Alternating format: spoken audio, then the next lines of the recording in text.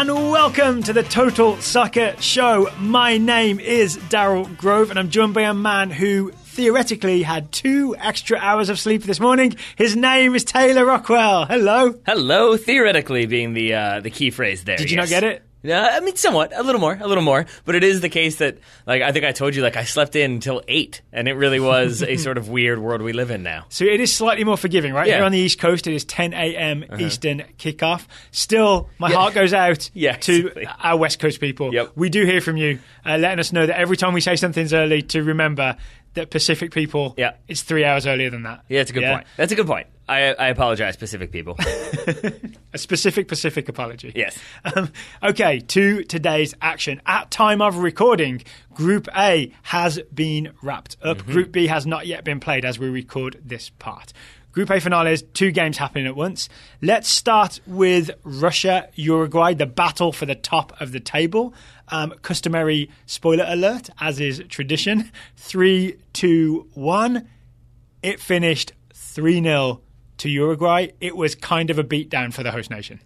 Kind of is a nice way to put it. I mean, it really was. If you look at it like the first half alone, you have 2 yellow cards equaling a red card for Smolnikov. You have Cheryshev with an own goal, then him being subbed out to make way because of that red card. You have a halftime change as well. So not a very good start to that game. And then things don't really change from there in the second half. I'm going to hold this up. I mean, we'll see in the round of 16, but I'm going to hold this up as evidence that what happens in the final game of the group, even if you're already qualified, can have an effect on morale. Agreed. Right? Those Russian players looked unhappy at the end of this game. They certainly did. And not just because they had lost the game. I think we both thought heading into the second half it was going to be a pretty dire game because Uruguay have that 2-0 lead, don't really need to do anything else from there. I think Russia, with a man down, know they're not going to be able to make up that ground, so they're probably content to kind of sit off a little bit, and it really did stagnate from there, which I think then, when you have Uruguay scoring their third goal, it really does fan the flames of frustration if you're Russian. It does. All right, maybe we'll talk about each goal individually. Uruguay obviously now finished top of the group with 9 points, is the story here. But I want to talk about Russia's decision, Chercheshev's decision to go back 4 for this game. Sure. So the backstory to the back 4 is that this isn't what Russia were doing to prepare for the World Cup, right? We watched a lot of pre-tournament Russia games, and their formation was 3-5-1-1. Yep. Lots of bodies in midfield and extra support either side of old man Logan Ignashevich in the middle of the back 3, right? Yeah, well, and he hadn't even been playing, right? He was one that was called in late. Yeah. He had kind of retired, sort of. Well, there was a centre-back emergency. Yes, right? exactly. So, but when they had Saudi Arabia for their first game, I think Chercheshev thought, all right, we can go back 4 against these guys. They win 5-0. They keep the back 4 for Egypt. They win again. I think they're really feeling it. Like, all right, maybe we're a back 4 kind of nation. Yep. We don't need all that extra defending. But you get to, I think, their first real test against Uruguay, go back 4, get smacked down. I think this is a lesson for Russia in this game. In the sense that this isn't going to work going forward? Yeah. Or that maybe the personnel won't work?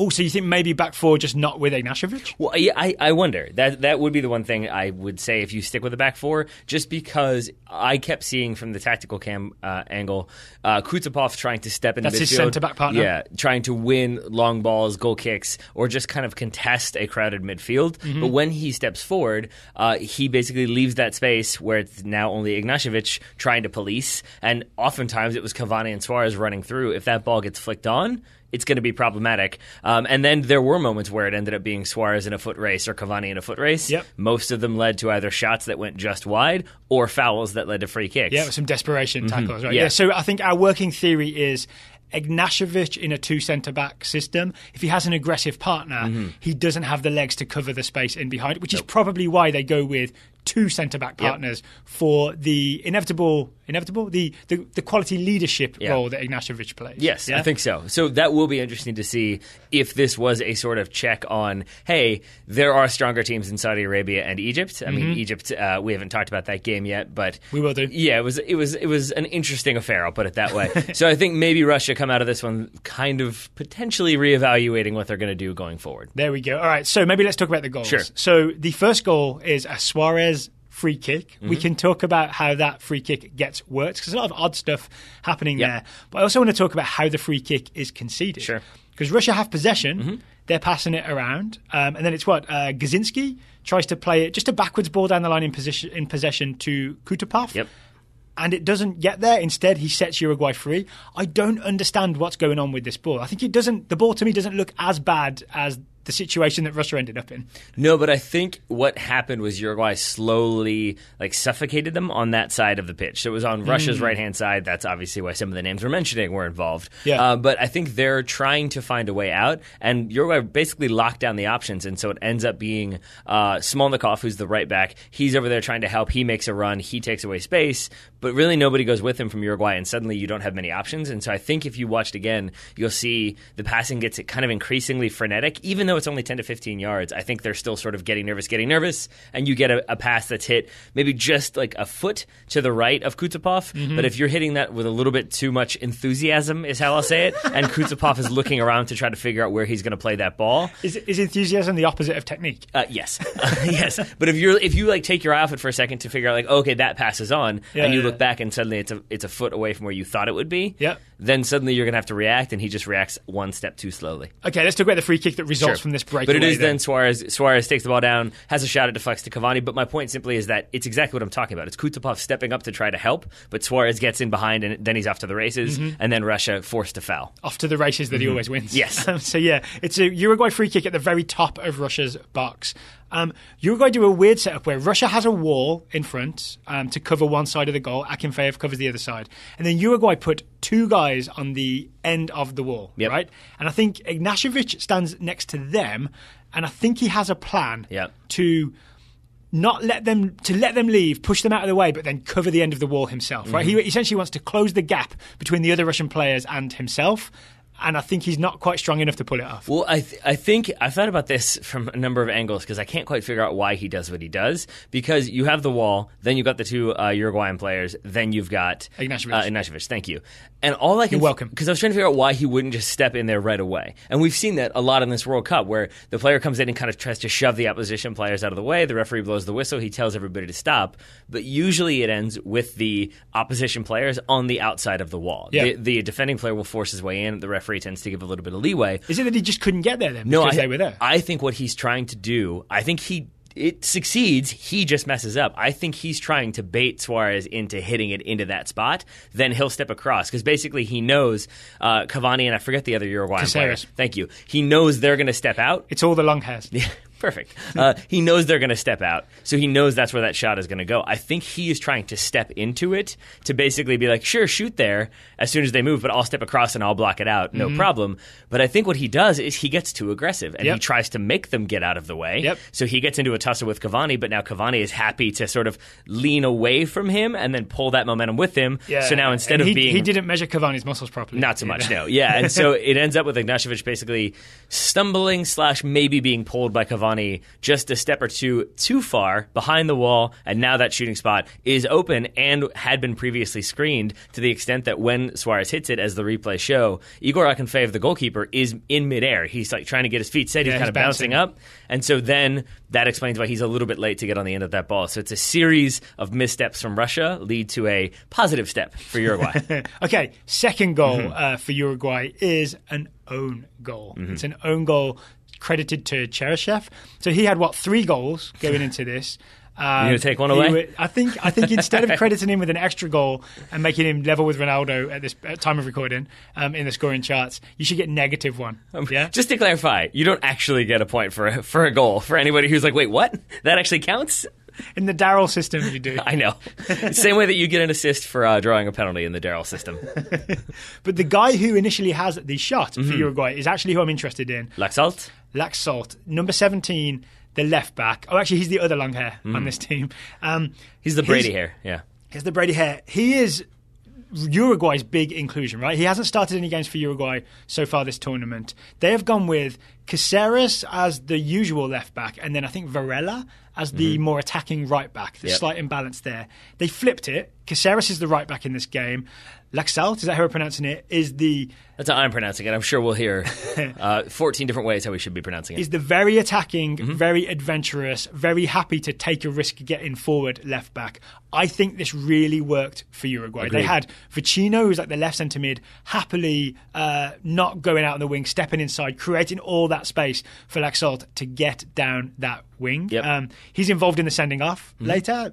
Basically, he's too much for Smolnikov to handle. But he essentially is the reason that Uruguay scored this goal, even though he won't get the credit for it because his shot was off target. Yeah, but I mean, it's him trailing. I can't remember if it's off a corner, but it's him trailing. He gets that shot from distance, and it's kind of what you do when you've got bodies in the box. You just kind of hope something happens, and in this case it does. It deflects off Cheryshev. In it goes. I don't think I'm going to blame Igor Akinfeev for this one. No, he even almost gets to it. Yeah, he does. The cameras seem to linger on him in a way that suggested it was his fault, but I'm not sure that's fair. Yeah, I don't think it is either. It lingered on him for the first goal too. Maybe that one is slightly more justifiable. Maybe he just has a really good expressive face for when he concedes. He does. He does go through like a range of emotions just in his eyebrows. He's got a stoic jaw. I'll give him that. He's got a stoic jaw, but all the emotion goes through his eyebrows. Perfect. But to your point, I think it's no coincidence that number one, Laxalt briefly was credited with that goal before it's credited as an own goal, but also the fact that the player who gets the red card in this game, the two yellows, Smolnikov,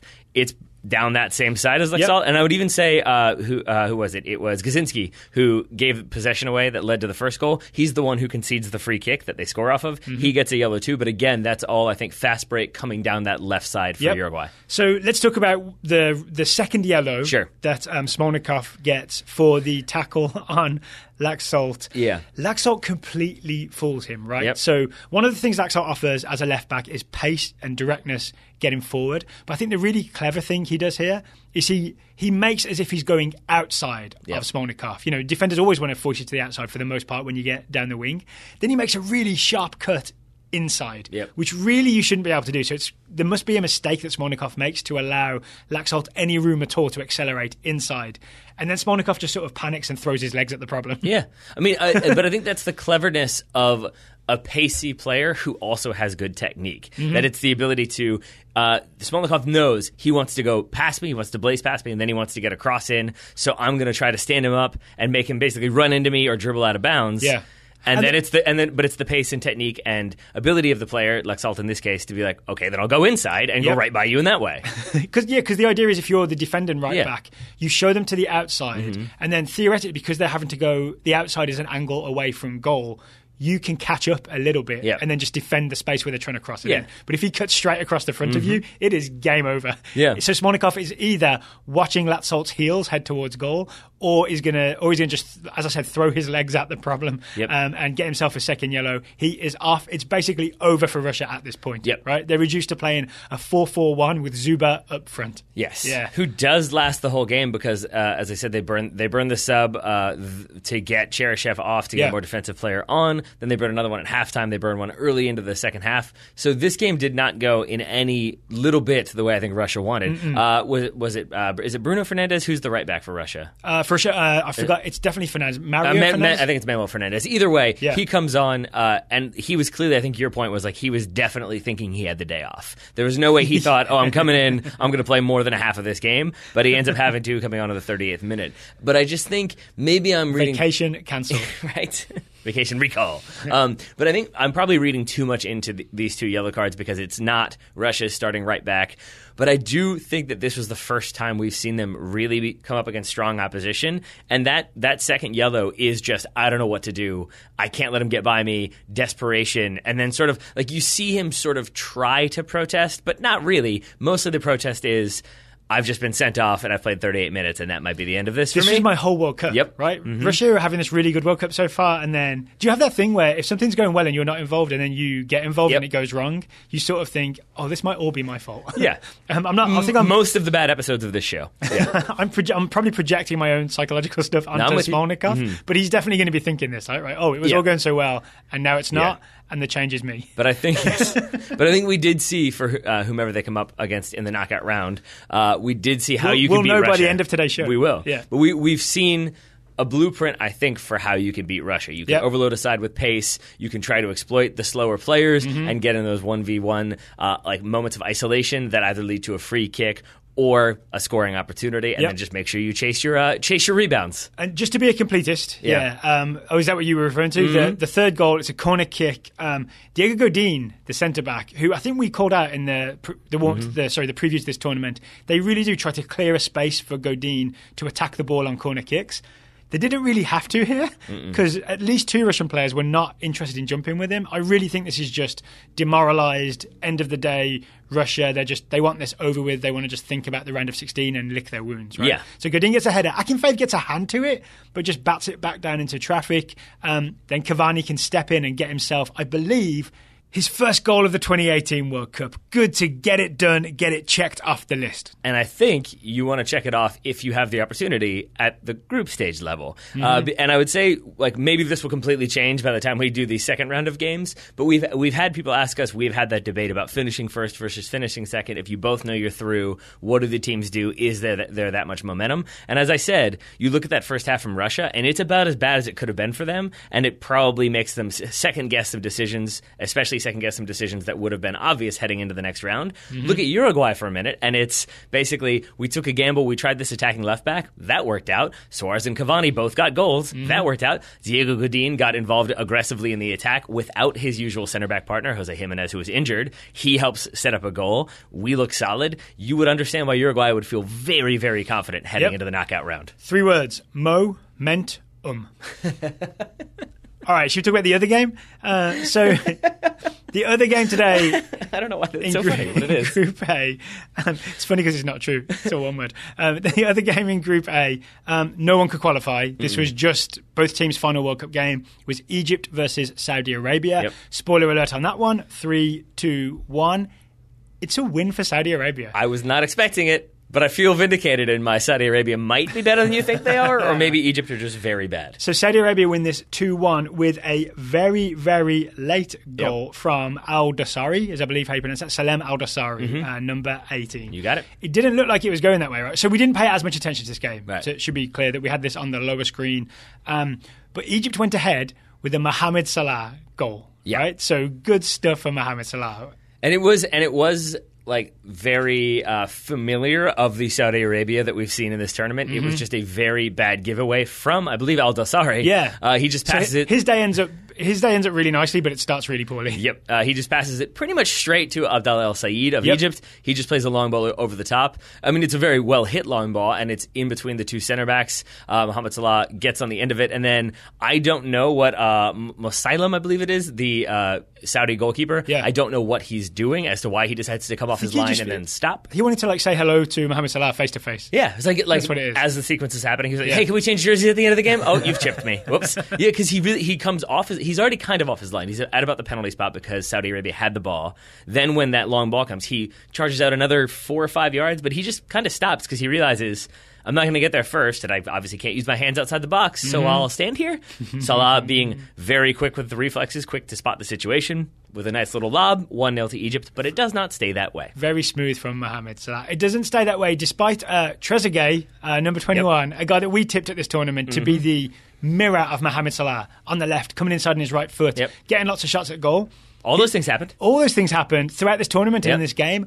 None of them hit the target. Nope. None of them hit the target. Despite there would have been one wonderful goal when Salah and Trezeguet combined. A couple of times actually, there was the Salah set him up with just lifting the ball to him, and the one when Salah let it run through his legs for Trezeguet. It just was not to be for Trezeguet.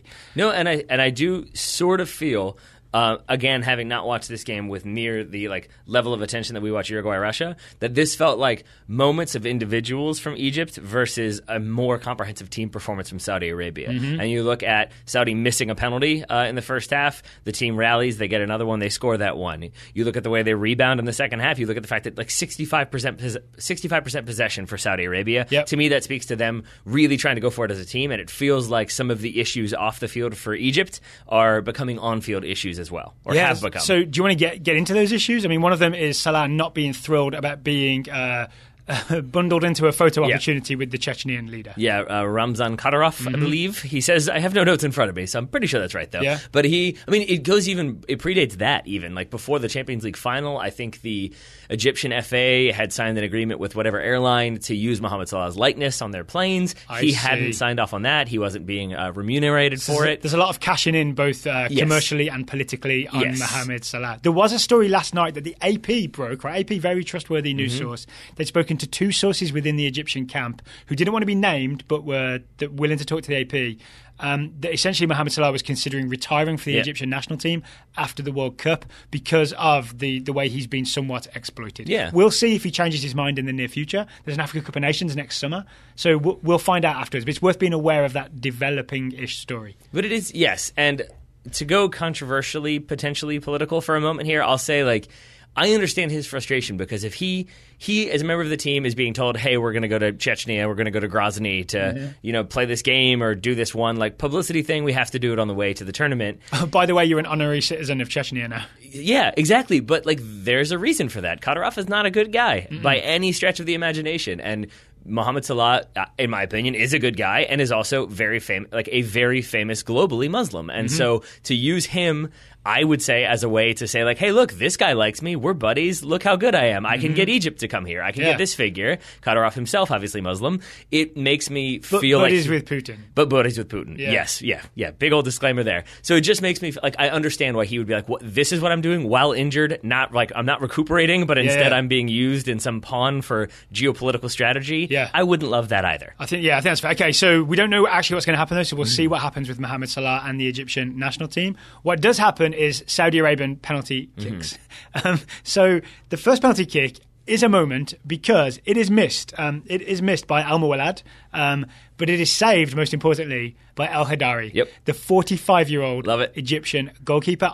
We missed this in our preview, and I'm mad about it because I've been a big fan of El Hadari back in the day when I was watching Egypt in the Africa Cup of Nations with Abu Treko and all that. He's the holdover still. El Hadari, the 45-year-old goalkeeper, is there. He obviously wasn't deemed high level enough to start. I was wondering what word you were going to come up with. Well, not at a performance level to definitely start the first two games when points mattered, right? But I think it's I don't believe he's been to a World Cup before. I'm not 100% sure, but to get him it stands to reason, to get him in this World Cup and for him to save a penalty kick at least is a moment that he can now say. Much like Cavani's got his World Cup goal, Falcao's got his World Cup goal, El Hadari now has his World Cup penalty save. It's a good save. It's Al-Muwallad steps up, he takes it low to his left, Hadari's right. Hadari, it's well hit. Like he gets a hand to it, he turns it up onto the bar, it bounces out, it's cleared. He celebrates.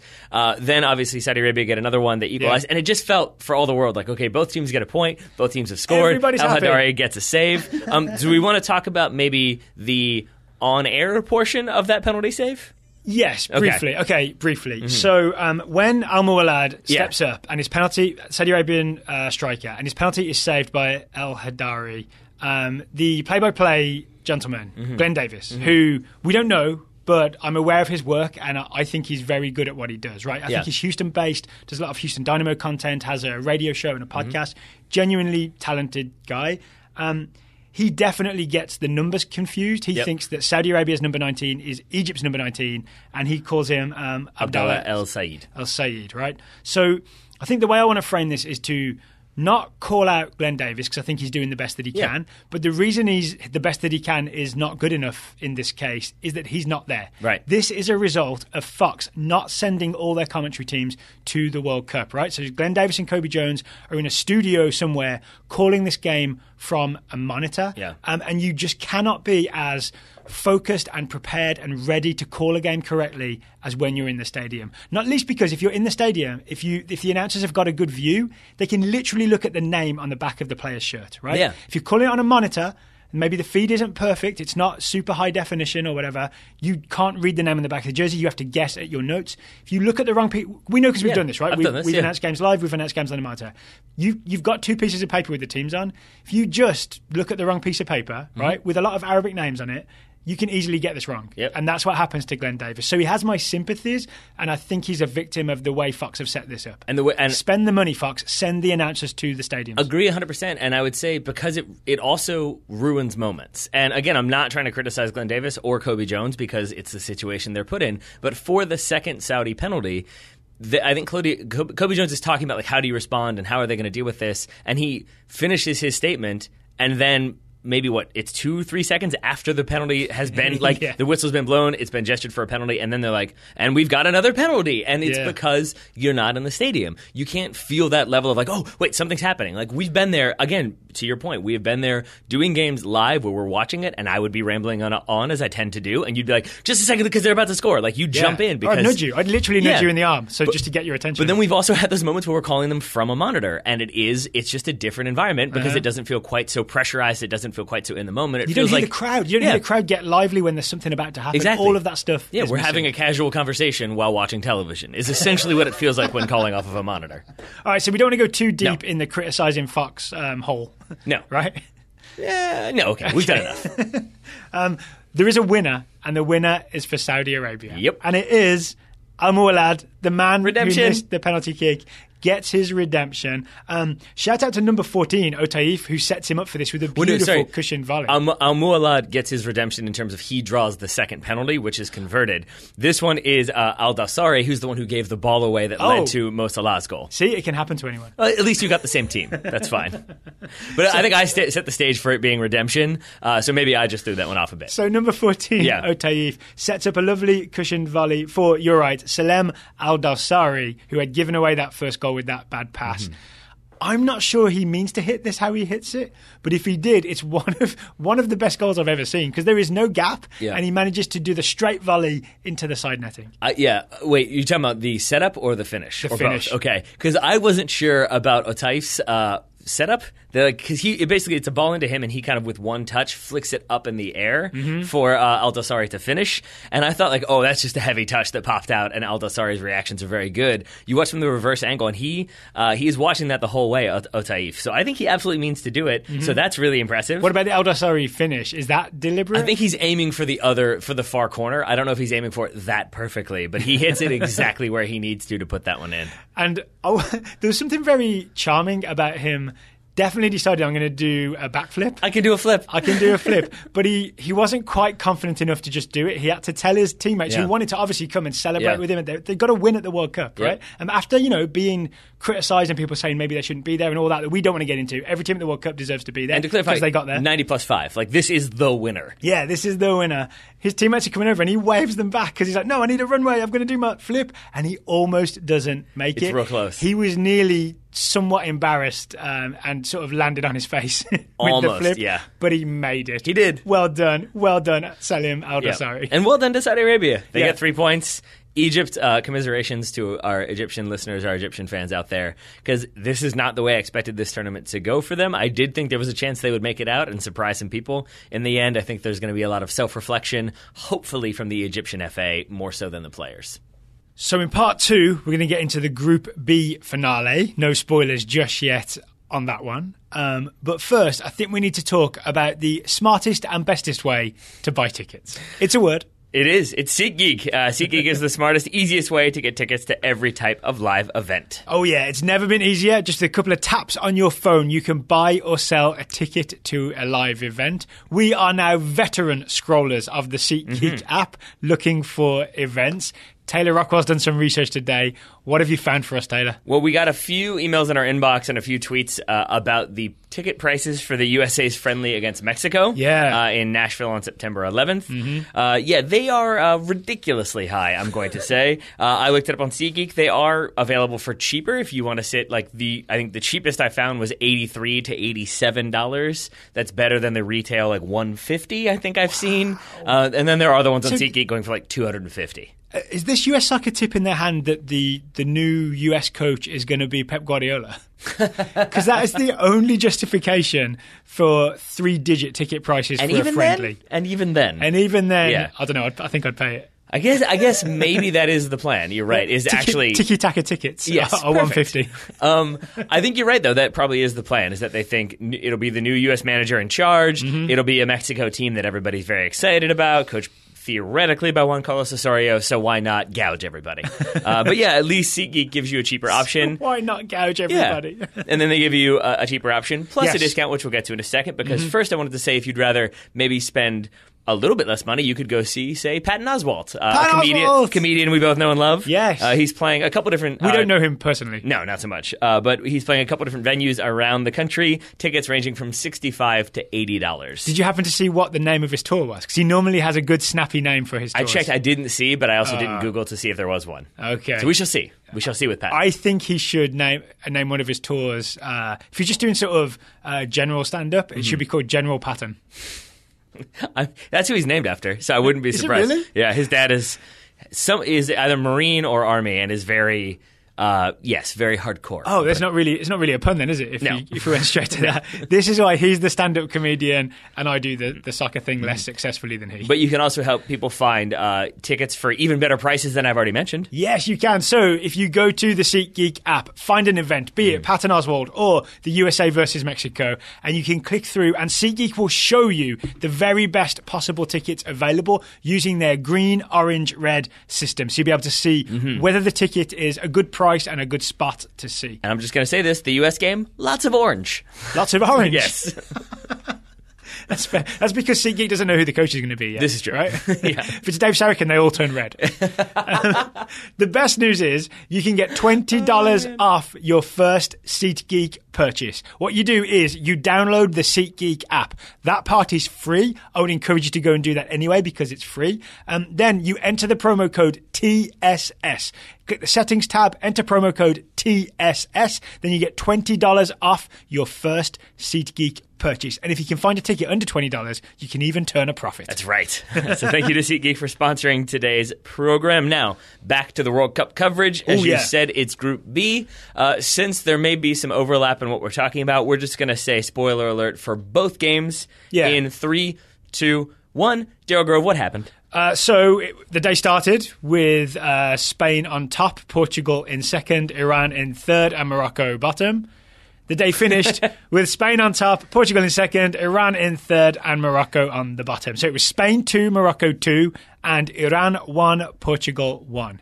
Weirdly, no drama, no tension in the office here, because there was no big upset until Iran equalised in that Portugal game. And the last few minutes, which really that game should have gone to 100 and something minutes because there was so much added time that was eaten into. That was the only drama, right? And especially when Mehdi Taremi had that miss at the very last minute. But lots of incidents in both games, so we can start wherever you would like to start. What I would like to start with is I have a feeling there will be, as we move into the World Cup, like later stages, for some reason, cynicism grows. Cynicism grows. And I have a feeling like you're going to hear some people be like, oh, of course, Uruguay v. Portugal and Spain v. Russia. Like, it's what everybody predicted. It's the 4 best teams from the 2 groups making it out.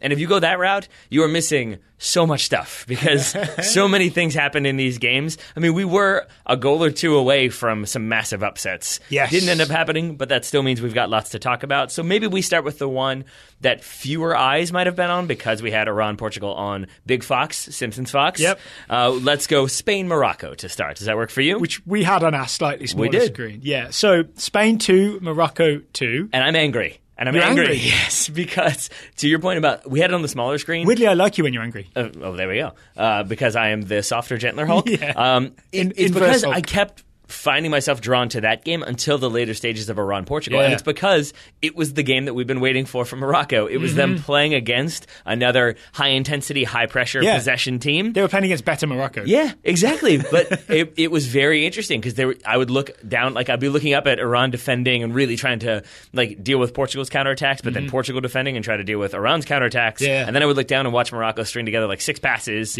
accidentally play the ball like to a Spanish player. The Spanish player would play 7 or 8 passes. Yeah, the game on top, Iran-Portugal, was Ezra Talahi, their defensive midfielder, versus William Carvalho, Portugal's defensive midfielder, whereas Spain-Morocco was much more open and interesting. So much so, I'm going to label this game, Spain 2, Morocco 2, the Andres Iniesta game. You are correct. In a thumbs up, thumbs down kind of way, which I think leads us very nicely into Morocco's shock first goal. It's a Boutaï breakaway. We'll talk about maybe how he scores in just a second, because first we'll talk about how he gets there. And it's Andres Iniesta against Spain possessing near midfield. moments before he misplays this pass, he had misplaced an earlier pass. This one, he gets the ball, I believe, back to him from Sergio Ramos. He tries to, I think, play it back to Ramos, but then also maybe tries to settle it at the same time. Takes a heavy touch. He does like a little from column A, a little from column B, and he ends up getting the wrong cell in the spreadsheet. And then the worst part of it, well done. Accidentally forced quitting. is that the worst part is then they both like take a step towards it, and then they do the equivalent of like when two people start to talk at the same time, and like no, you go. And then there's that weird silence. So Ramos and Iniesta had a, no, you go. Yep. And Boutaïb said, how about I go? Yeah, how about I go? Yeah, and from there, it's just a breakaway. And he's in on goal. He nutmegs, I guess, if you want to be harsh. He nutmegs David De Gea. He puts it through his legs. What else are you going to call it? I don't know. For some reason, it doesn't bother me as much when goalkeepers get megged in that situation because it's 1v1. They're coming out. They're trying to close down as many angles as possible. So it's not as embarrassing as the defender trying to stand another player up and then just getting the ball put between their legs. Okay, so there was a weird stat that I think because Spain hadn't faced that many shots, and they only conceded, I think, 3 shots on target versus Portugal, and De Gea conceded 3 goals. The weird stat after this was that David De Gea hadn't made a save at the World Cup. 4 shots on target, 4 goals. Those stats look bad. They don't make David De Gea a bad goalkeeper. No, they do not. No, they do not. I mean, we had a bit of disagreement about whether or not he could have done better. Well, this is a historic Total Soccer Show disagreement. I still think David De Gea's the weird leg thing he does where he puts his knee out and his left knee faces it and he takes like a weird right angle knee approach to the ball. Yes, and given the times we live in, we're going to call it reminiscent of, what is it, a Hindu good luck charm symbol? You go. Yes, exactly. But it's that, especially when often he'll put one of his hands between his legs to block the 5-hole, right? But sometimes he doesn't do that, and that leaves a gap for Boutaïb to shoot through. Yeah, and I think the times he doesn't do it is situations like this when he's trying to basically block off options down low but keep his hands free. So if it is a chip or like a driven pass, he's trying to go hands free. Yeah, exactly. So and it's interesting to me that it doesn't work with this one. But a few minutes later, when Morocco suddenly get another breakaway, it's Boutaïb again, right? Yeah, via a long throw this time. He does the same thing. This time he saves it. It goes off his knee. Is that a long throw or a quick throw? Yes. So we see it work later on, but you definitely see it go through those legs. 1-0 to Morocco. Morocco could win 100-0. They still wouldn't have enough points to go through. But as with the Egypt-Saudi Arabia game, you could tell they were still up for it, right? They still wanted to have a win at a World Cup because they were nearly the darling team of the whole world if only they had won a game before this. Yes. Right? Yes. So at least they were going to go out on a high if they won this. And it was really exciting. It seemed like it was going to be a close affair for a solid 5 minutes.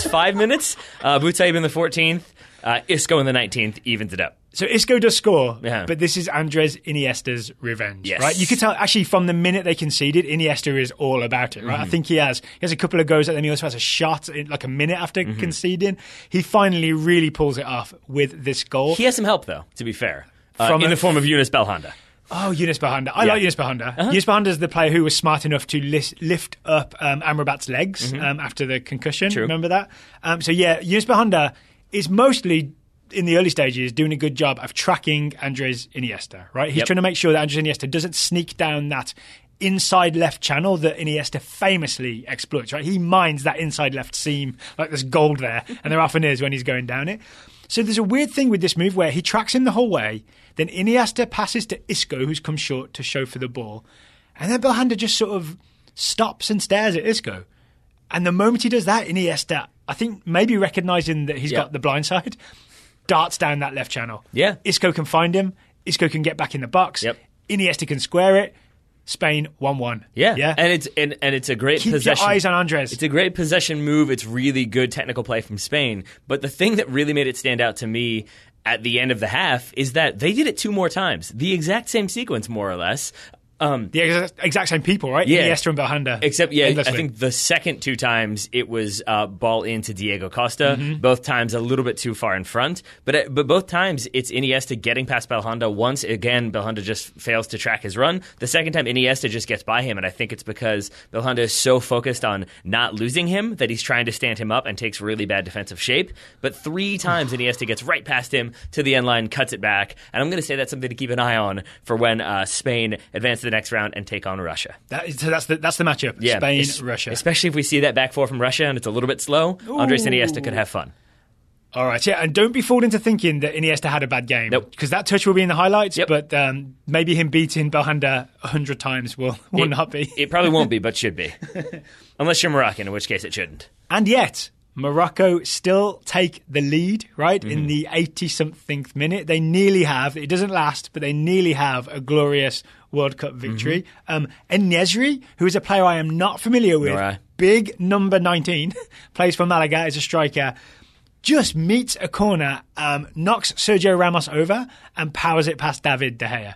Yeah. The only thing I want to note here is just how rare it is for Sergio Ramos to get knocked on his ass by a centre forward. It's rare, and it's because I think... Excuse me, I Americanized that. Knocked on his ass. But El Nesri, I think, just has the position. It's not really that much disguise. It's not a whole master set piece. It's just he's big. He holds his ground. He jumps up. Sergio Ramos is trying to make a play on the ball, so he's jumping from an angle, so he's never going to be able to get as high. And he definitely loses this one and ends up on the ground. The other thing I thought was slightly interesting, enough to merit mention here, the corner taken by Fachal Fajr. The first substitution for Morocco was to bring on to bring on Fajr in favor of Belhanda. So it feels like maybe they recognized that this was a problem that needed to be dealt with. Oh, yeah, so maybe they said, come and sit here and we'll show you what you've been doing Exactly. To be fair, Belhanda probably knows, right? I imagine trying to track Iniesta around a field is just a thankless job. Yes, it's one of the many reasons why I'm glad I am not tasked with that responsibility, because I'd be humiliated on global television. Speaking of, so there's Fernando Hierro, the Spain coach who took over just 48 hours before the World Cup started, right? This team under Lopetegui, has not lost since, I think, 2016. They've got the unbeaten record on the line here, 2-1 Morocco. Hierro looks a little bit worried, right? Oh, yeah. Hierro looks a little bit worried, not least because if they had finished second in the group, you definitely, I want to say this confidently, you want to play Russia, not Uruguay. Yes. Even though Russia are the host nation, if you've watched TV that morning, you've seen Uruguay dismantle Russia. I mean, as we talked about on previously on this episode, there are many reasons why it is more alluring to play Russia and not Uruguay. Uruguay dismantled Russia so much they sold off parts to oligarchs. But Iago Aspas, who Fernando Hierro has brought off the bench, saves the day with a very cheeky... I think we're done here, man. Clever back heel flicked goal. Oof. And I think that's obviously a nice bit of skill. My favourite part about this is that he was asking for this ball from Carvajal for a little while. Yeah. He was pointing to where he wanted it. The ball was sort of on Aspas asking for it. I love moments like that when you can see teammates in sync. Yep, and it is initially not given. It's ruled offside for the lovely little flick. VAR determines nope. Aspas onside. It's overruled onside. And I did love. I think.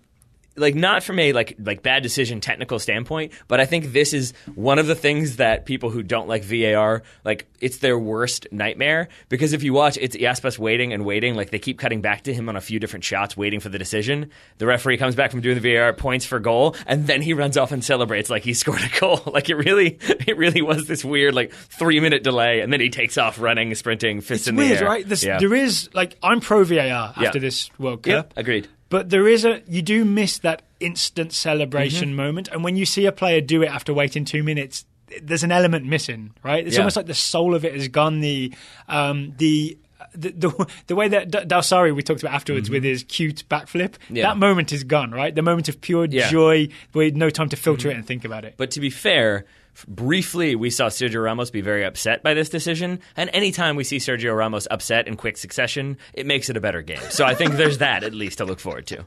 What you got against Sergio Ramos? What does everyone have against Sergio Ramos? Nothing really. What did En-Nesyri have against Sergio Ramos? A lot of people had things against Sergio Ramos today. I think he got stepped on a couple times in this game as well. So here's one final thing from Spain-Morocco. Yep. I'm very happy that we were, on the Morocco bandwagon early when we were previewing them because we enjoyed watching their footage. So I'm really glad they at least had a World Cup moment where everybody could see what they were all about, even if it only finishes in a draw. They, much like on a game show, they did not deserve to go home empty-handed, right? So they go home with a point. In the other game, there was more drama at stake, right? Because Iran knew that if they beat Portugal, they could, I was going to say sneak in, not sneaking in. If they beat Portugal, they would be going to the round of 16. They gave it a good go. Yep. They gave it a good go, but it finished 1-1. I think if they beat Portugal, they would have finished top of the group. I might be wrong on that one. If with Spain not winning, yes, definitely exactly. they would have. Yeah. So it was closer than I thought it was going to be, particularly in the 51st minute when Cristiano Ronaldo gets a penalty, which he does not convert. But for a second there, I think we both felt like, oh, well, that's it. 2-0. There's no chance. But then this game ended as one of the more, like, I think we were both silent for like a good minute after the game ended. It was nice and tense, right? Yeah. So, should we go through this chronologically? Sure. Because there's lots of interesting moments here. Starting with my friend Ricky Q. Ricardo Quaresma gets the start ahead of Bernardo Silva. 34-year-old Ricardo Quaresma. He knows all the tricks, but he's got one trick that he likes the most. It's called the Trivela. Yep. Better known as the Ricky Q. The Ricky Q. So if you're not familiar with the Trivela, I believe it means trowel or shovel or something. Sure. It means using the outside of your foot. Ricardo Quaresma loves this move. He cut in from the right wing, shot from distance with the outside of his right foot. I'm going to say he does this better than anyone in the entire world. I mean, you will get no arguments over here. He does. I have seen him do it many, many times, both for club and country. Yeah. He pulls it off more often than anyone else I've ever seen. What is it about his Trivelas that are so special? He does them all the time. But I see them with more power than anyone else manages, right? Normally it's more chipped and floated. His seem more like they're as strong as a regular shot that someone else would take with their laces. I mean, maybe. I think it's still pretty bendy, and it's still got a little bit of loop to it. But yeah, I think the way he hits it, he does get it's like right at the edge of what would be considered a toe ball. It's in that domain. Maybe he gets a bit of toe on it as well as the outside of his foot. But it's mostly the mechanics of it, just the swerve that he manages to pull off. And I also enjoy that he uses it not just to shoot, but you'll see him cross with that too, which is especially deadly if he's playing on the left to swing it back, or if he's playing on the right to swing it inside to cause problems. And if you're new to watching Portugal, then that's definitely a thing to keep an eye on with Ricardo Quaresma, because he may start the next game, given the game that he had and the goal that he scored. I think there's a chance he does. We can talk more about why he might not later on, because there's definitely an incident, but that was very pretty. The other thing that was very pretty, I'll beat you to it, Adrian Silva's little back heel to set up the Trivela. It's a nice little 1-2 with Quaresma, but I think that's part of the reason why he's able to pull this off, is because he gets the ball back so quickly in such good position that it's one touch, then it's the shot, then it's the goal. Adrian Silva always surprises me. I keep thinking of him as a boring player. Every time I watch highlights, he's doing very clever little things. And today, that back heel was so soft. Ray Hudson would have a very nice phrasing for how soft that back heel was. I'm sure he would. Something, moonlight, something. Yes. And magisterial, maybe? Magisterial. Okay, let's move on to Ronaldo. Soft as a new pillow? Are new pillows soft, or are they kind of firm, aren't they? I don't know. I'll keep thinking about it over here. Depends whether you buy a firm one or a soft one. Soft as 8-week-old bananas. Boom. Cristiano Ronaldo wins a penalty in the 50-something minute, takes it in the 53rd. This one gets VAR'd as well, right? They take a good look at it. He steps up. He's about to level Harry Kane with 5 goals and be joint top scorer at the World Cup. It is saved. I forgot the goalkeeper's name. Berenvand saves this penalty kick. Here's what I love about the save. You spotted this one. He starts behind the line. He does. Most goalkeepers stand on their line and maybe they try and lean forward. Berenvand starts a good step behind his line and I think just basically has a short run-up as Ronaldo has a run-up and propels himself forward, and I think he just manages to get farther forward than most people normally do because he's had a run-up. Therefore, he narrows the angle more than most goalkeepers normally do. Maybe goalkeepers do this more often than we know, but I'm going to say this is genius for 2 reasons. One, because I think it can be distracting. If you're a penalty taker who maybe likes to pause and look at what the goalkeeper's doing, to see the goalkeeper rushing at you could be a little bit strange. But the other thing is that AR on the sideline is looking for when the goalkeeper leaves the line. And if you're standing static and then you jump off your line by a yard, they're going to see you jump before the ball is kicked. And any movement means you're leaving the line. But if you're running up to it, he definitely leaves maybe a half second before Ronaldo hits the ball. He definitely goes too soon. Yeah, right, but he makes it hard to see. Exactly, he makes it hard to see. So I think it's some clever work from him, and then it is a good save, even if Ronaldo doesn't necessarily hit it in exactly the place I'm assuming he was aiming. And again, Berenvand now definitely has something to tell the grandkids. That when his grandkids are like, oh, you remember the famous legendary player Ronaldo? He'd be like, yeah, I saved his penalty at a World Cup. Yeah. Beautiful. So that's VAR decision number 1. VAR decision number 2 happens significantly later in the match in the 83rd minute. It's the Ronaldo elbow incident. The Ronaldo elbow incident. I've forgotten the player that he elbows, but it's Ronaldo tussling. I think they're both that's a way to put sort of tussling for position. And as Ronaldo is running past the Iranian player... I think it's their right back, Rezayan, but I could be wrong. He definitely sort of what's the word? Like slices I would say chin with his elbow. I would say he's trying to do, for fans of the NFL, he's trying to do the swim move where like the lineman, I think, comes over the top to try to pull like the other lineman away or get by them. And I think in doing that, he reaches down and definitely connects with his elbow to the side of the face of Razion. I don't know the NFL, but I know swimming. So okay. I'm you can imagine. Yeah, I mean, you can see why the freestyle swim. Just imagine that. Yeah, it's that move. So this goes to basically the VAR lets the ref know, hey, you missed this. Yep. Come take a look at it again. Right? Spent a lot of time running back and forth. This referee to look at the screen. I want to talk about that in a minute, but yeah, let's talk about this first. Referee comes back, decides. We were watching, right? Top pocket, back pocket, top pocket, back pocket, top pocket. Yep. Yellow card to Ronaldo. I'm going to be pro this decision. Because it's consistent. It seems, is it Prijovic, the Serbian Alexander Prijovic, yep. Prijovic, excuse me. The exact same thing happened to him against Costa Rica, right? Where he was running away from a player and without making eye contact, without looking at what he was doing, swiped a player's face, right? He got a yellow card for that. I think this is correct because I think that you can't be 100% sure that there was because the rule is if you make contact with a player's face deliberately, it's a red card unless the contact was negligible, right? And it seems the interpretation has become if it's possibly accidental or you weren't looking, then it's a yellow, not a red. I have a feeling this is complete speculation. We heard Dr. Joe on Fox say that they've been instructed that any like incidental contact to the face, you have to give that as a red, basically. That unless there's a reason, or no, if it's not incidental, right? Negligible. As long as it's not negligible, then it has to be given as a red. I have a feeling this is a wiggle word, though, right? Well, this is the part that I think is complete speculation. I have a feeling that they've been told.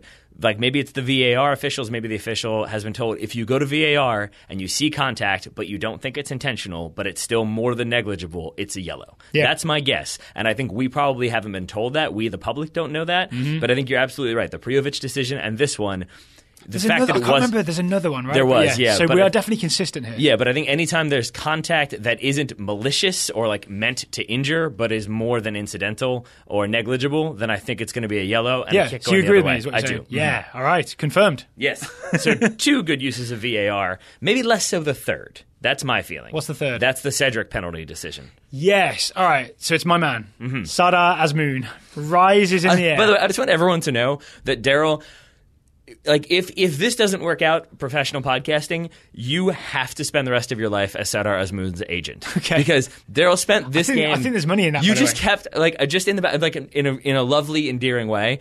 Every time he was on the pitch or like on the camera, or whatever, you'd be like, "There he is again. He's doing stuff. He's doing stuff. You see my man. You see my man." So here's why I'm riding for Sardar. I just picture you in an owner's ear, like, "Hey, you see what he's doing? Give him money." Here's why I think he's been doing good work. I think he's been having a lot of knockdowns, flick-ons, layoffs, and there's a lot of Iranian teammates have let him down with poor finishing or poor decisions after he's done the hard work of winning balls against the likes of Pepe and Font, right?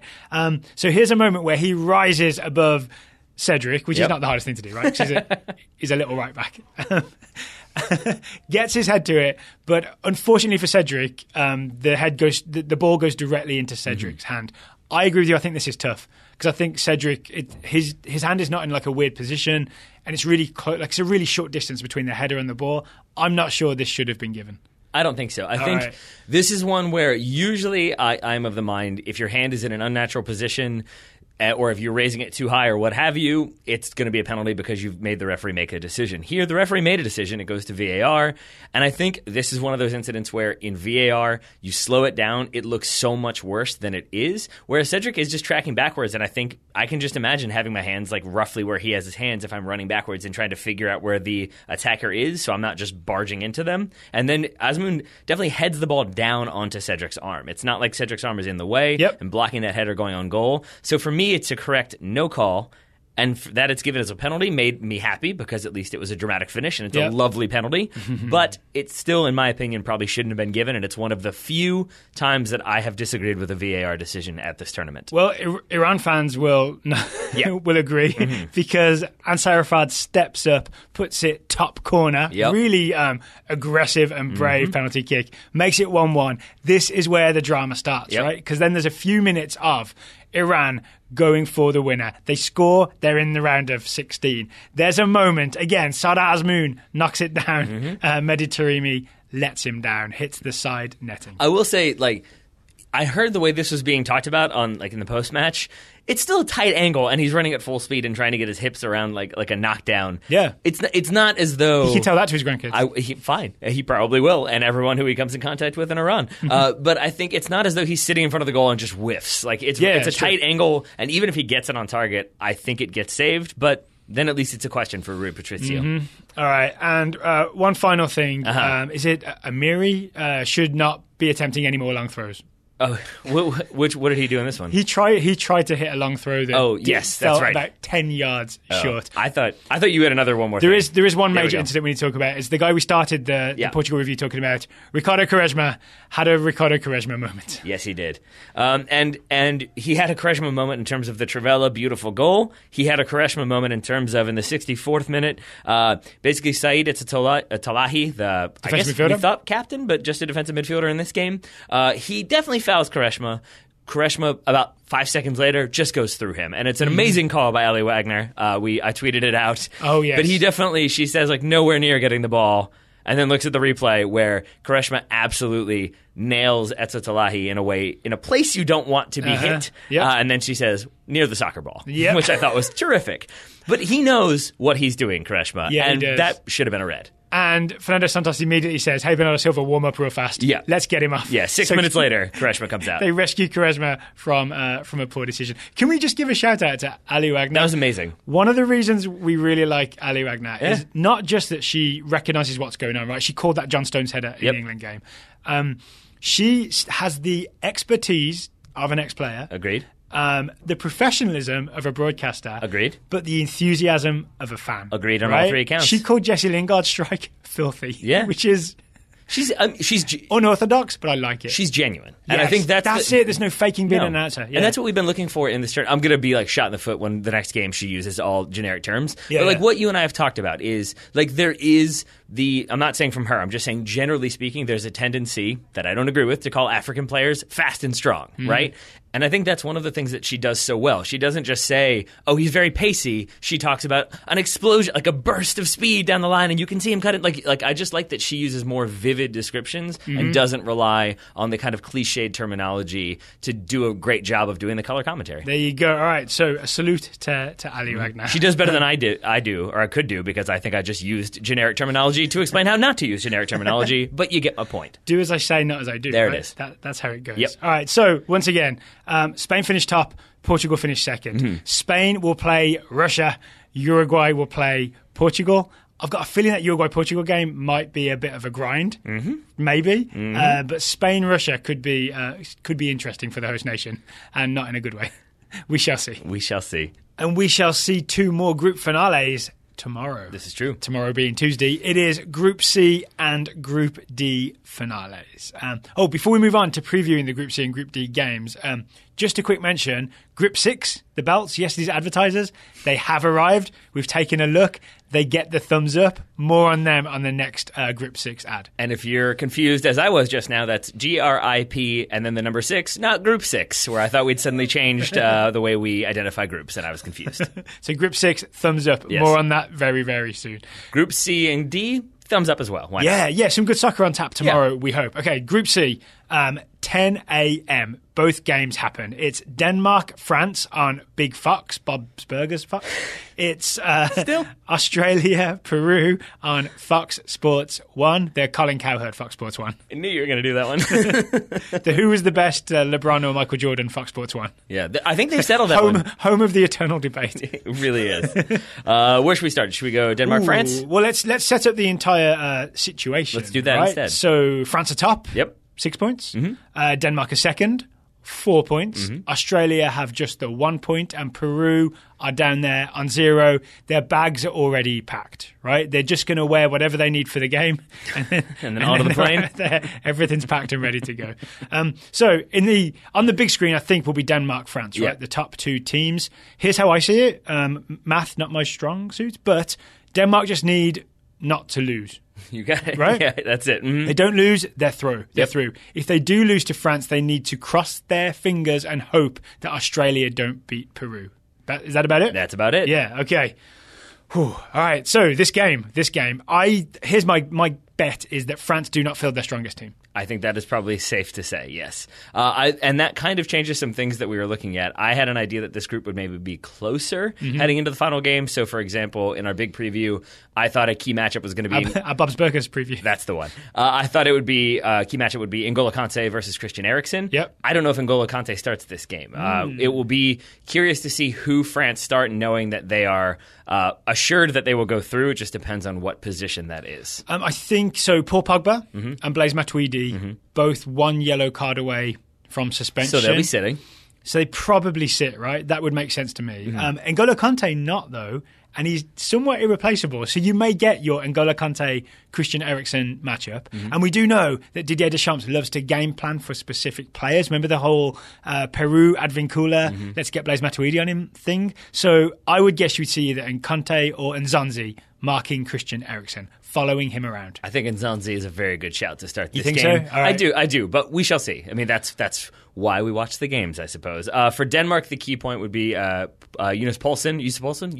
Thank you. Yep. He will be suspended, yellow card accumulation, which means they lose one of their big target men up top to aim for. Yeah, and that means they'll have to play on the floor. That's weird. And he was actually useful because they could have their Jorgensen big centre forward and they could have Yusuf Poulsen as a right wing centre forward and aim balls. They had a good margin of error for where they aim those long balls for the knockdowns. It'll probably be Braithwaite, we think, starts in his place, but it does change up what they do just a little bit. Other thing I'm keeping an eye on is, famously, this France squad is deep with talent. So if they do rest some people, we finally might get to see some guys we haven't seen that much of. So who are you looking forward to seeing on France's depth chart? N'Golo Kante. I'm sticking with it. I want that prediction point. I'll give you a more realistic one. Yeah. Nabil Fekir. Yeah, I think he starts. Every time I've seen Nabil Fekir, he's been really exciting. I want to see him get close to 90 minutes in this game. Well, it sounds like you've got more. Do you have more players you'd like to see? I think Steven Nzonzi is a good one. I think he's earned his spot on the roster. He's probably earned a start. Agree, but he's just not that exciting, right? He's the defensive midfielder. I'm more interested in seeing... you were a centre back. I thought you had this loyalty for centre backs. No, I'm jealous of defensive midfielders because they get to play farther ahead. All right, then fine. I'll go with a defender that I'm excited to see. Potentially, it's Benjamin Mendy. Yes! He's the most charismatic fellow of all time. Shark team. Yep. His social media guru, Benjamin Mendy, also overlapping left back in his spare time when he's not on Twitter and Instagram. How about Thomas Lemar on the right wing? Thomas Lemar, I'm not even sure if we've seen him on the field yet. I don't think we have. He's got Kylian Mbappe and Ousmane Dembele and guys like that ahead of him. So just to underline, lots of talent on this France team. Yes, lots of talent on the Danish team as well. One player that I'm going to be interested to keep an eye on, as will France, is Pione Sisto. We've talked about him many times. But the thing I'm wondering is if France will game plan for his seemingly defensive deficiencies, that he struggled in both games to kind of track back, do his defensive obligation, that is. Does he have a defensive obligation? That's the question. Maybe he's not really given one. I mean, maybe he won't be anymore, given that he didn't do a very good job last time. So how much defending he is tasked with doing and how well he does that job, I'll be curious to see. All right, on the upside, when he gets the ball, watch for him slaloming. I love how his knees move left and right. And watch for his at least once a game. This isn't a criticism, it's just more of a factual statement. At least once a game, he fires off that shot that goes out between like the corner flag and almost out for a throw-in. So he'll do one of those, too. He's just testing if the ball boys are on that game. Perfect. That's what he's up to. That's good of him. All right, so the simultaneous kickoff at 10 a.m. on Fox Sports 1 is Australia-Peru. So we said Peru, the bags are packed. But Australia need to win and just hope Denmark lose. Yep. Simple as that, right? That you've got to hope France beat Denmark, and then Australia can get themselves 4 points, be level with Denmark, and beat them on goal difference. That makes sense. The question is, how will they beat Peru, Australia, to get that result? Will it be Tim Cahill up top? That's the big story in Australia right now. Yep. So Tim Cahill, 38 years old, playing in his 100th World Cup. He hasn't played yet. With Tim Cahill, I feel like there's the old joke about Thomas Dooley, where it showed his age, the former U.S. defender, and it was like he's 34. And I remember the commentator saying, like, how long has he been 34? I feel that way with Tim Cahill. Like, Tim Cahill is 38 going on 45. So if they want to go younger, they could go with a man who I think is half Cahill's age. Daniel Arzani has been coming off the bench, and I think every time you see him come off the bench and play, I believe, left wing for Australia, he's the guy that has caused a lot of trouble for opposition, dribbling at people, pulling out some tricks, starting some 1-2s. If I was Bert van Marwijk, I think I'd go Arzani over Cahill. If I was me, I'd go both. Yeah, I mean, yeah. Get them all out there. No disagreement. I think part of the reason why this is up for debate is because Nabut, who started the last game, centre forward. Yeah, he's out with a dislocated shoulder. Even if they advance, he will be out for the rest of the tournament. So that's why, especially the Cahill debate, because Cahill could just straight up play up front, right? So it's Cahill or Juric will definitely start up front. You heard it here last. One other thing I'll be excited to see is the pre-kickoff hug between Paulo Guerrero and Mile Jedinak, the captains of Peru and Argentina. Why is that? Australia, respectively. Because when Guerrero seemed likely to miss the World Cup, one of the things that went in his favor, theoretically at least, was a letter-writing campaign from all three captains of Peru's opposition. Has he hugged every captain before kickoff? Apparently, and I think Jedinak was especially vocal in saying that Guerrero should be allowed to play. So Guerrero has said he's going to hug him before kickoff. Okay, all right. So we can all be friends before we're enemies for 90 minutes. We expect that's how soccer works. Yeah. We expect Guerrero to start, especially because Jefferson Farfan is out of this one, right? Training ground injury of some sort. Yep. Here's what I'm looking for with Peru. Christian Cueva. I knew you were going to say that name. The number 8. He's one of the guys we tipped to have a big tournament, and he looked like doing so. He was creating chances. It was all exciting. He was dribbling away from people. Then he had that penalty kick miss, and it all went downhill for Peru. And somewhat for Cueva from there, at least reputation-wise. He still had his moments, but he's never recovered from that moment. And I want this to be the Cueva Remember Me game. Remember Me game. Wow. Is it Sainsbury, the centre back for Australia?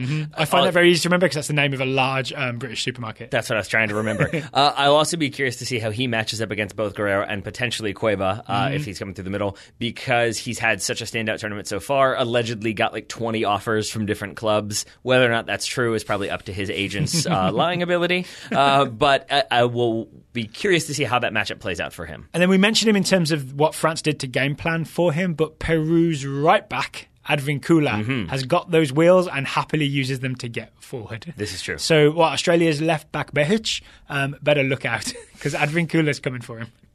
All right, so that's Australia, Peru, 10 a.m. on Fox Sports 1. Again, Denmark, France, 10 a.m. on Big Fox. Then on Big Fox at 2 p.m., Darryl Grove, Nigeria, Argentina. Oh, Group D. Yeah. Group D is exciting. Here's the situation in Group D. Croatia are top, right? Croatia have their 6 points. In second place right now, it is Nigeria. You got it. With 3 points. And then Iceland with 1, Argentina with 1. Argentina bottom of the group on goal difference. -3 for Argentina. So let's talk about Argentina first, because this is where the drama is. Yes. There were rumours after the defeat to Croatia, 3-0 defeat, right, that Jorge Sampaoli had been ousted. There'd been a mutiny and he'd been ousted, and maybe this team would just not have a coach, or Leo Messi would secretly coach for this game. I would say overtly coach, because I think Leo Messi already secretly coaches. So we watched the press conference, right? And we knew if Sampaoli comes out, he's at least going to be in the dugout coaching the team. Sampaoli did come out. He used that weird 4-letter word, fake news, to describe all the reports of discord within the camp. And I would argue fake news basically now means it's true, but we wish it wasn't. Yeah, I think that's roughly the point, yeah. I think there's definitely some truth to some of the reporting. I have to believe the players had a late-night meeting, had a conversation about how they wanted to move forward. I'm going to guess they discussed whether or not they wanted to move forward with Sampaoli, but I doubt that they would be the ones making that decision, because if for no other reason than because the Argentine FA probably don't want to give them that much power, even though the players probably already have it. Oh, because then they still have it after the World Cup, yeah, right? Then you've kind of given them say in all decision-making, and then maybe you give them say in how TV revenue and contracts work, and that becomes problematic. They're not really a workers must own the means of production federation. Not so much. By all accounts, not a very generous and forthcoming federation. So actually, we keep saying it's Messi. Mascherano is really the leader, right? You keep reading the reports that Mascherano organised a meeting with Sampaoli and all that kind of stuff. And right? pineapples, Daryl. And pineapples. Yeah, what does that mean? So what? Mascherano and Pavon allegedly got into a fight, which apparently the got idiom... into pineapples? Yeah, that's the idiomatic expression. Pineapples? I think had pineapples? I don't really know. We'll have to have a person more familiar explain that one to us. But it's an idiomatic expression meaning they got into a fight. If we have anyone who has any connection to Argentina who listens to the show, please email us, contact@totalsoccershow.com. Let us know why the phrase is pineapples. I'm assuming it's an idiom. I kind of now hope it's literal and they actually hit each other with large pineapples. That's how fights should be settled.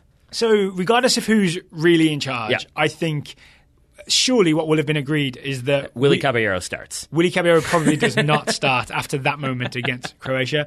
Argentina will not play the 3-4-3. No. So the backstory is, you probably already know this if you listen to the show, that the players wanted to play a 4-2-3-1 or basically not the 3-4-3. Sampaoli's all in on the 3-4-3. After the result against Iceland, 1-1, Sampaoli said, all right, we do it my way.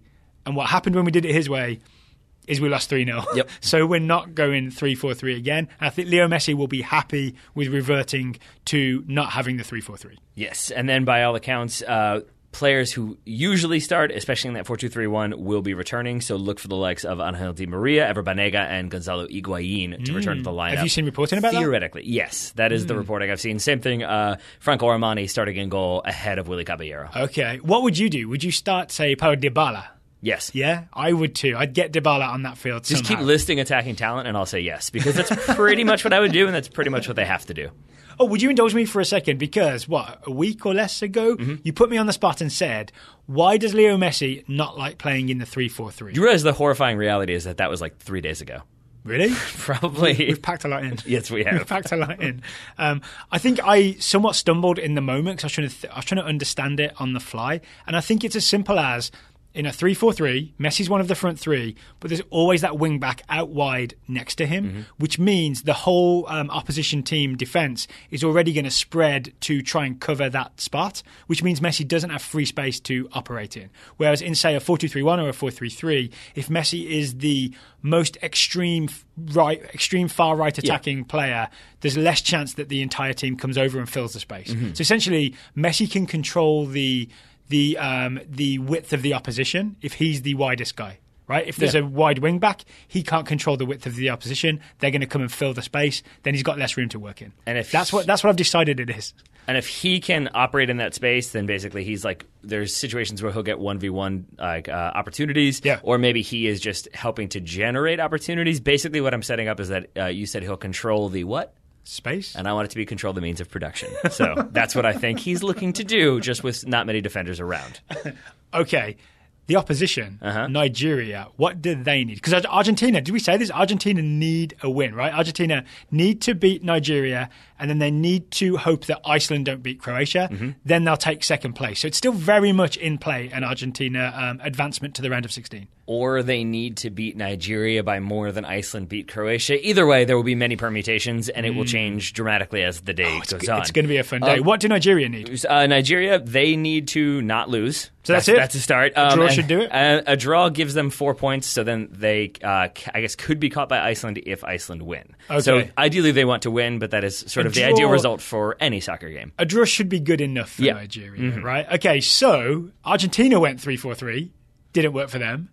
Nigeria went to a back three against Iceland. Yep. Worked out quite a bit better, didn't it? Quite a bit better. Going against Croatia in the back four, they lose 2-0. Back three against Iceland, win 2-0. So, I think that means that it worked out for the best. So the man that was added to the central defenders was Amaruo, number 22. I was really impressed with his defending and his clearance that led to the second Ahmed Musa goal. Not sure how deliberate, but it got the job done. Yep. So keep an eye on Amaruo, not least because if he's the left centre-back, he might be the one dealing with Leo Messi. So that's the matchup. Yes, and then the man you mentioned there briefly, Ahmed Musa, scored both goals in that victory over Iceland. I think he will be the focal point of Nigeria's attack. Against Iceland, though, he and Kelechi Iheanacho spread wide, right? Yes, so I actually think it'll be a bifocal approach. Because what they did is they had Musa and Iheanacho as two forwards, but they almost Musa took the left side and Iheanacho took the right side, and they stretched out left and right, and they almost weren't interested in having a central target man to hold the ball up because it's not really either of their games, and they just stretch wide. And I think if Argentina send fullbacks forward, which is a thing Sampaoli loves to do, probably a thing the rest of the team loves to do, Argentina need to win, they'll do it anyway.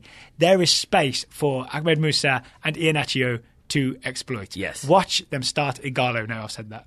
I don't see that happening. What I do see possibly happening is that if Argentina go to a back four, and if it is maybe with the players' influence, I think your two center backs are going to be Nicolas Otamendi and Marcos Rojo. Yeah. I love Marcos Rojo, don't get me wrong. The man can make a mistake, but so too can Nicolas Otamendi. We saw that against Croatia. They're both prone to getting beat for pace. They both will dive in at opportunities when maybe they shouldn't, and they'll overcommit. So I think not just spreading wide from Musa and Iheanacho, but how they combine to pull those center backs out of position or create overloads, I think will very much determine whether or not Nigeria get goal or goals out of this one. Get goal or goals yes. out of this one. One of the big I don't use questions articles, Daryl. I don't use articles. In the previous game, where they won 2-0, they didn't start Alex Iwobi. We were shocked. We clutched our pearls.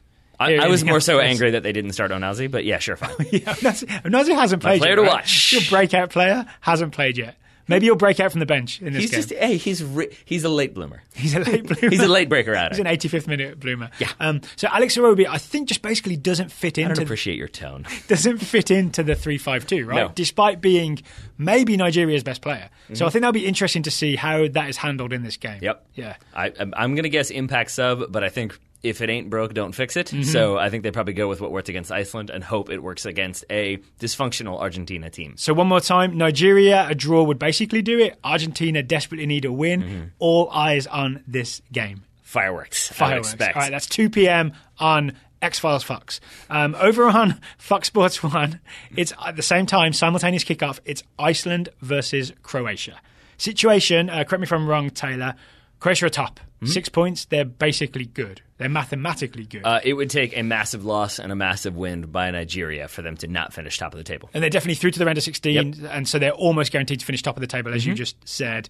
The rumour is that they'll make a lot of changes. Yes. Yeah? There's one Croatian media outlet reporting that they will make up to 10 changes, although I guess they're not always the most reliable of Croatian media outlets, but I think it's right? still representative. Can we name and shame? We could, but I don't What's have the Croatian word for Daily Mail? I think even if they don't make 10 changes, I think it is representative of what they will probably do. Zlatko Dalic has said he doesn't care about Argentina, but they will win against Iceland. But I think he's still going to look towards the knockout round and maybe protect some players from injury and from yellow card accumulation. Oh yeah, don't they have a long list of players who are one yellow card away from suspension and therefore will probably not play against Iceland? Rakitic, Rebic, Vrsaljko, Mario Mandzukic, Brozovic, and Chorluka, all on a yellow. Ooh, okay. So here's my guess. Kovacic will finally get to play some serious minutes, right? We're going to see Kovacic in central midfield. Yep. If we don't have Mandzukic starting, we probably get Kramaric gets to play more minutes, try and get his first goal. Because he hasn't scored yet at the World Cup. He was hotly tipped coming in. We'll see more Kramaric in this game. I think there will definitely be some of those bigger names probably not involved. The one we haven't talked about is Luka Modric, who's been starting as either number 10 or a holding midfielder. He is the captain. I deliberately didn't say anything because I wasn't sure. I wasn't sure if they're brave enough to go without him. I mean, they have the personnel to go without him. Whether or not they do, we shall see. I feel like you got to keep a little bit of consistency in there, and he is very much consistency and glue in the midfield for Croatia. For Iceland, not a lot of team news, right? Maybe Gudmundsson's back from injury, but they are in a... And maybe Ragnar Sigurdsson could miss. He had the head injury, lots and lots of blood. He ended up with it wrapped around, right? Basically, Iceland are very much in Argentina's situation. They just need to win and hope the other result goes their way. Yeah, and I could see this going both ways. I could see this being Croatia starting their second team and those second team players really wanting to cement their role in the team, but also maybe challenge for some minutes with some of the more senior first team players. So maybe Croatia are really up for it. Simultaneously, maybe they want to sit back a little bit and make sure that they don't do anything too foolish. Same thing for Iceland. I could see them sitting back in the first 30 minutes to try to just make sure they don't mess anything up, or I could see them trying to go at Croatia and make something happen. I'd bet you some good Icelandic money that they come out firing. You think? They come out chasing Croatia down. Yeah, I would be all right with that. I say they go for it. All right. Okay. We shall see, we keep saying. We actually will see tomorrow, 10 a.m. and 2 p.m. So how about this? Meet me back here. We'll watch the games. We'll record a review show all about it. Yeah, that works. All right. Well, thank you for taking the time to talk to me today. Right back at you, buddy. Listeners, thank you for listening. Please hit subscribe. Make sure you catch all the Total Soccer Show episodes. And we'll be back again, same time tomorrow.